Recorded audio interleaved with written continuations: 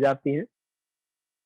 और जैसे कहते हैं कि बुद्ध के बारे में बुद्ध से ही हम सब जानते हैं, ध्यान क्या है, हर एक चीज़ क्या है, उसी को बाबा साहब ने बताया, उसी को भंते संरक्षित जी ने और अच्छी तरह से किया और आगे और भी लोग करते रहेंगे, ऐसा है।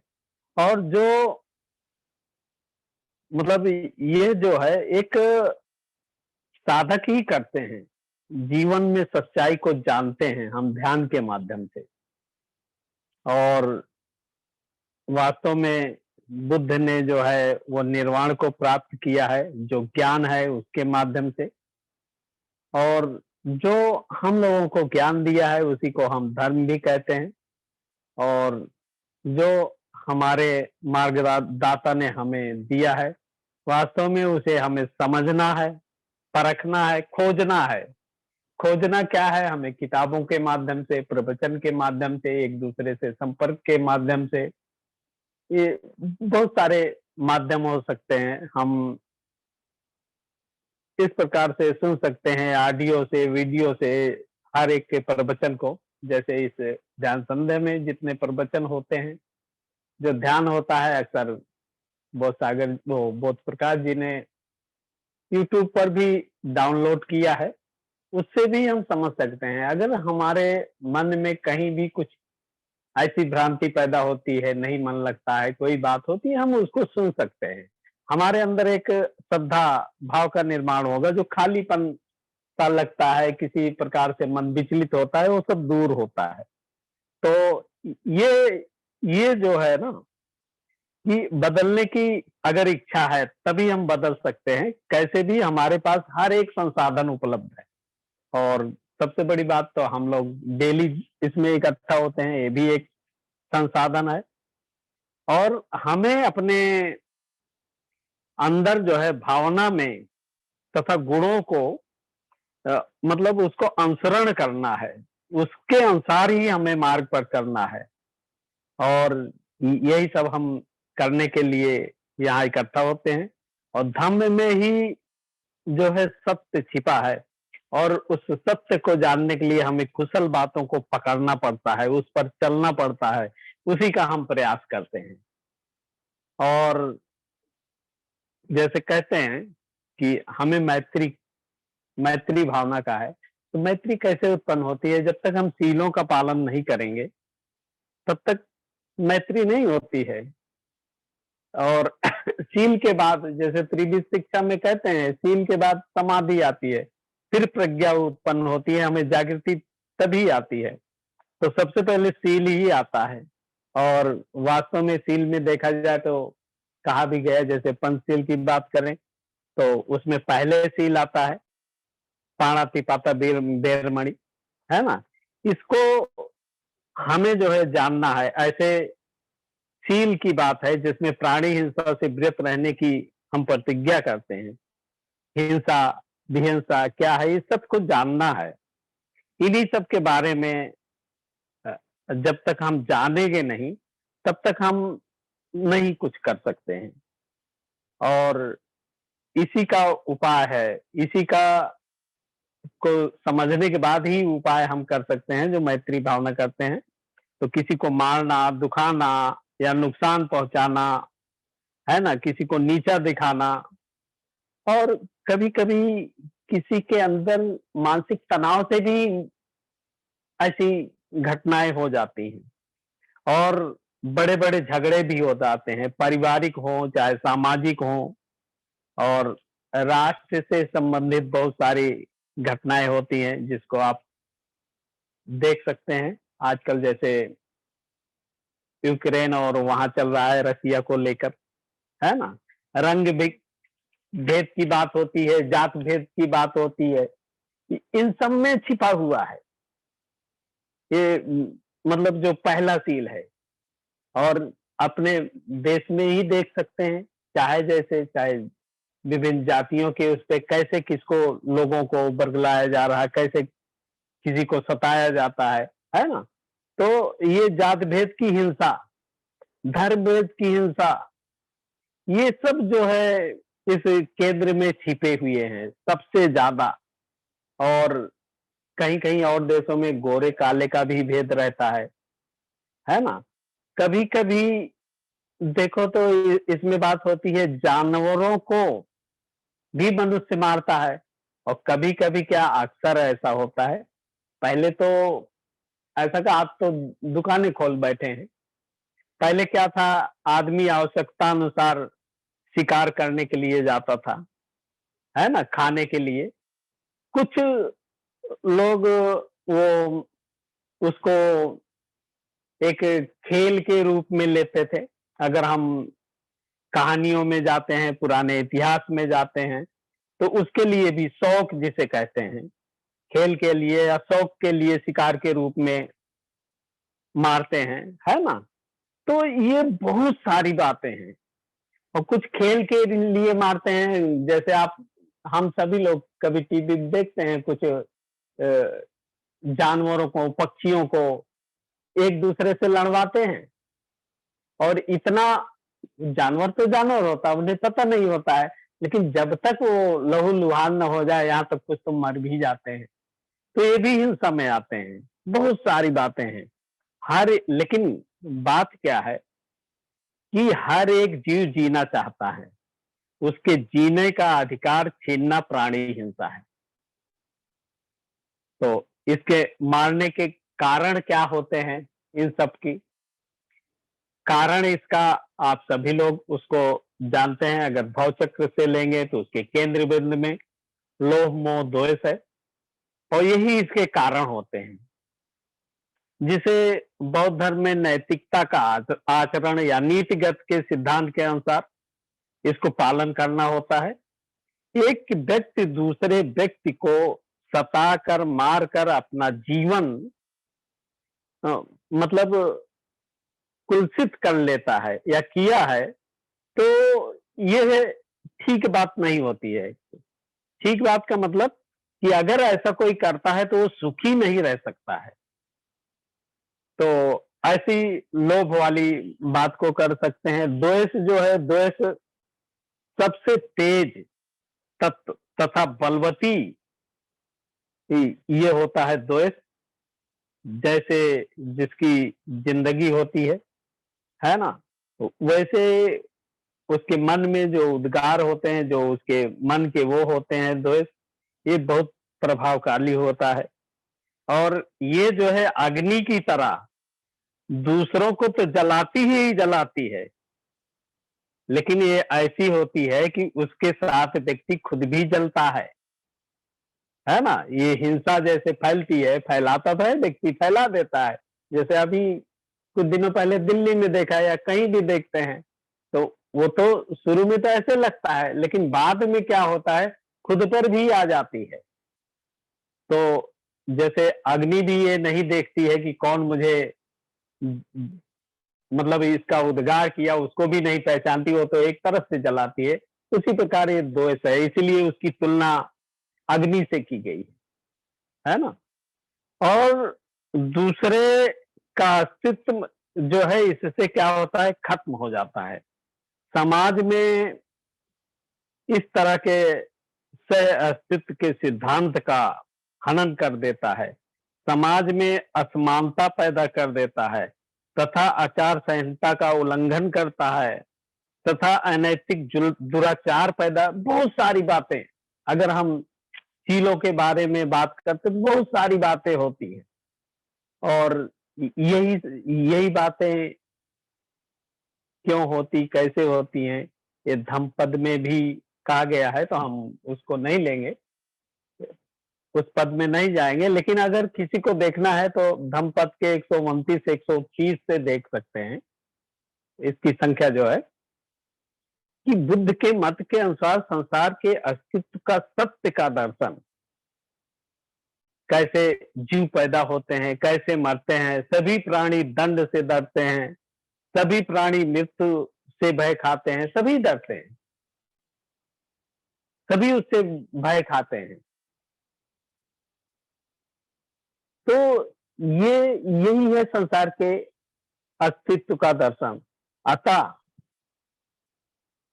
सभी प्राणी भय मृत्यु से डरते हैं, जो अपने को इससे तुलना करते हैं, तो ना कोई किसी को मारता है, ना कोई किसी की मारने की इच्छा रखता है। ऐसी बात है, सभी को दंड से डर लगता है, सभी को जिंदगी प्यारी है, फ्री है ना?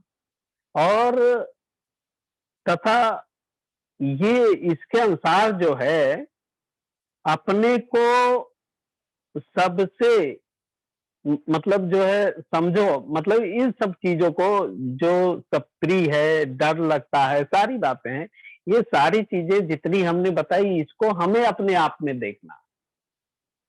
जैसे उदाहरण दिया वहाँ का, लेकिन इस पे हमें अपने आप में देखना है कि हम इन सब चीज़ों में कहाँ पर हैं। क्योंकि हम ध्यान करते हैं, हम पूजा करते हैं, हम वंदना करते हैं, हम बुद्ध की शरण में जाते हैं, अपनी काया को भी देखते हैं, लेकिन हमें अपने को देखना है कि हम किस स्थिति में हैं, उसमें हम कितना सुधार कर सकते हैं। और जब तक इन सब चीज़ों पे सुधार नहीं करेंगे, तो हम कैसे आगे बढ़ेंगे? तो उसी अनुसार मतलब हमें अपने को देखना है।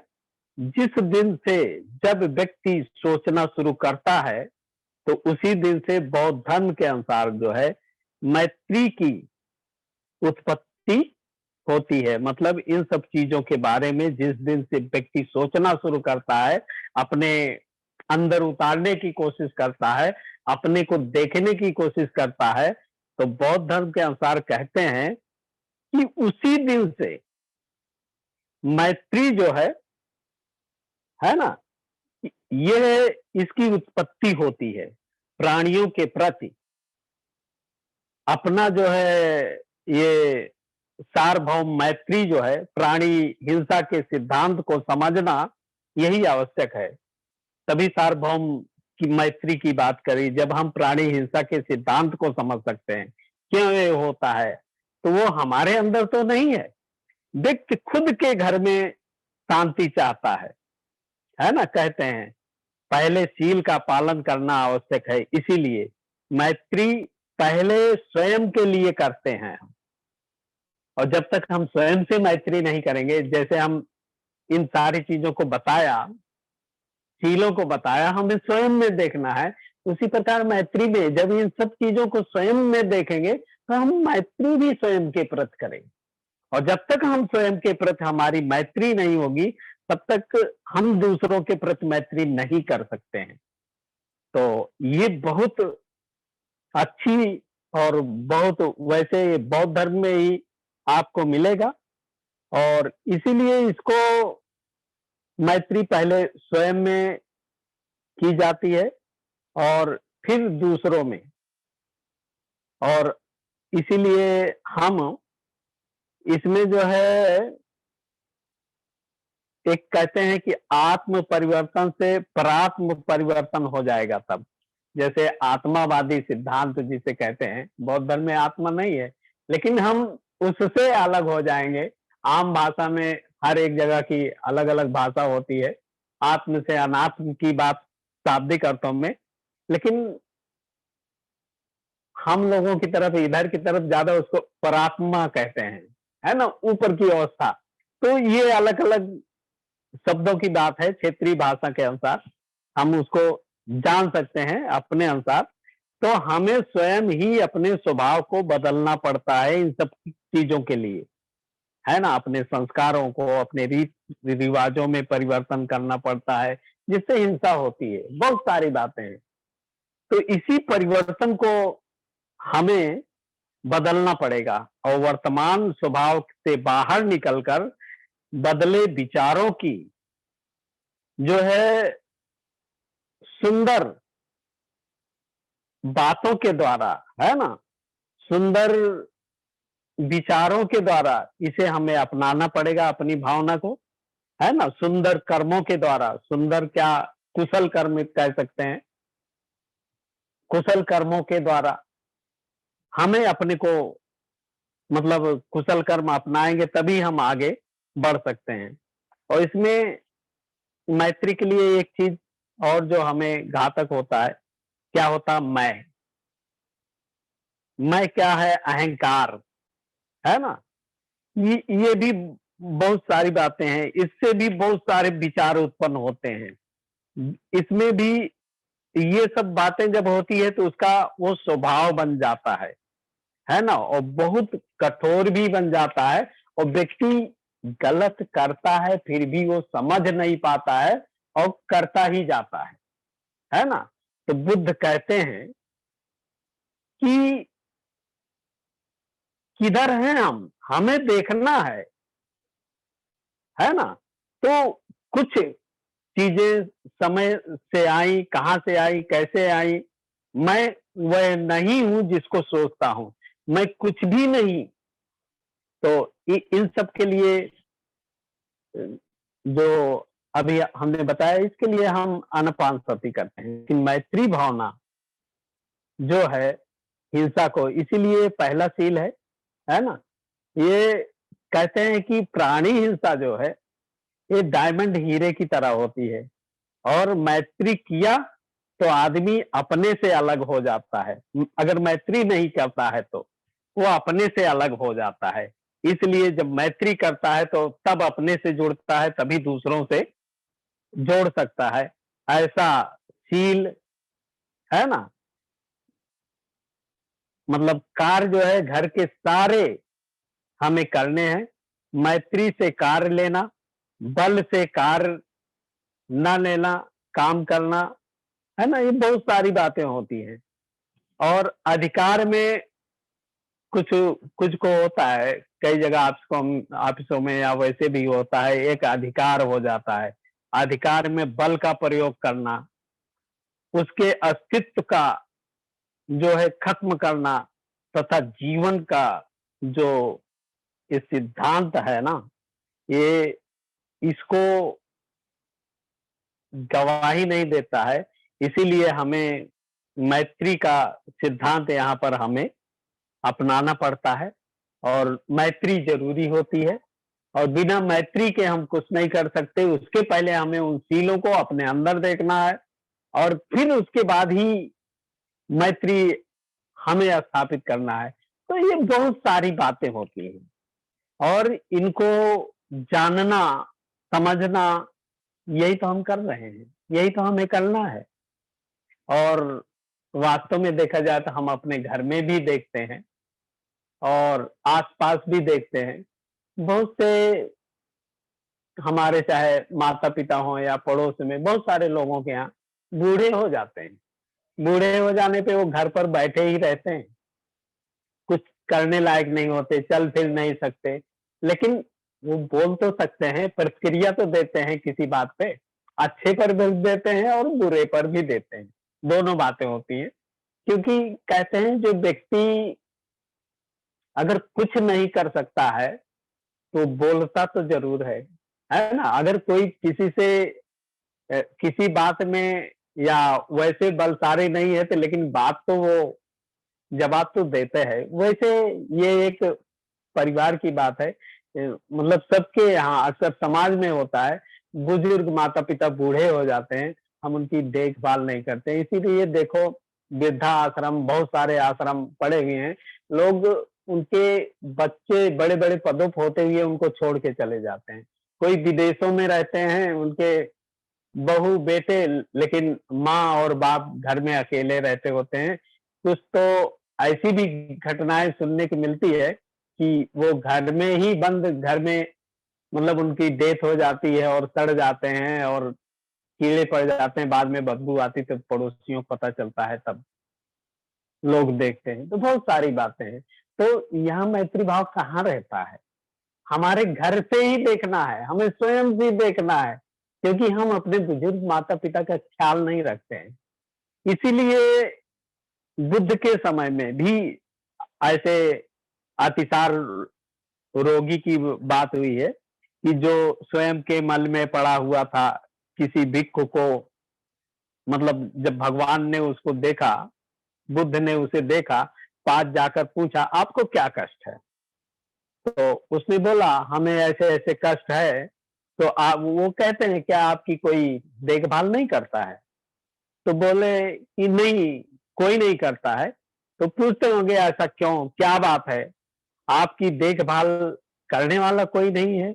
मैं अनुपयोगी हूँ इसलिए, इसलिए कोई मेरी देखभाल नहीं करता है।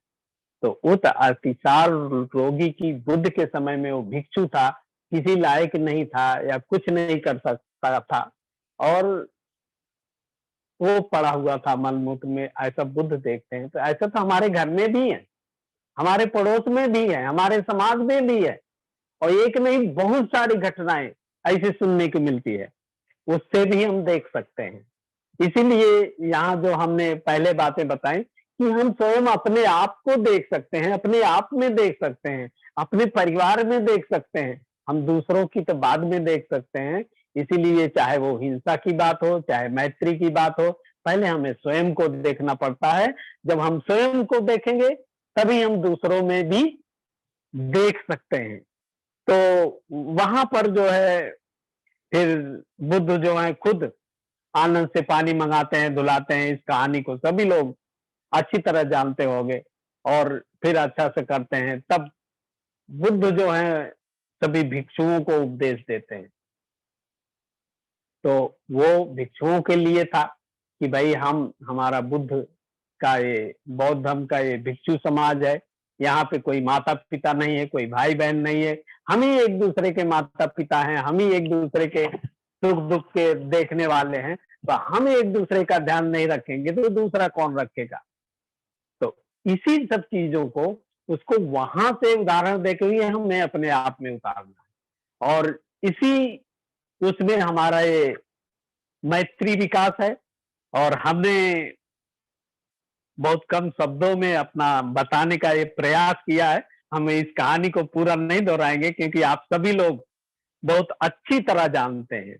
लेकिन मैत्री जो है करुणा से ही होती है, क्योंकि जब हम किसी को दुखी देखते हैं तो हमारे मन में करुणा उत्पन्न होती है और फिर उसके बाद मैत्री जागृत होती है। उसी प्रकार बुद्ध तो करुणावान थे, उनके इसीलिए उसके पास गए, देखा और फिर मैत्री हुई। इन दोनों का बड़ा अटूट संबंध है ना? तो ये सारी बातें हम आज नहीं कहेंगे क्योंकि टाइम ज़्यादा होता चला जाएगा। हमारा आनापान वो मैत्री भावना ध्यान है, तो इसलिए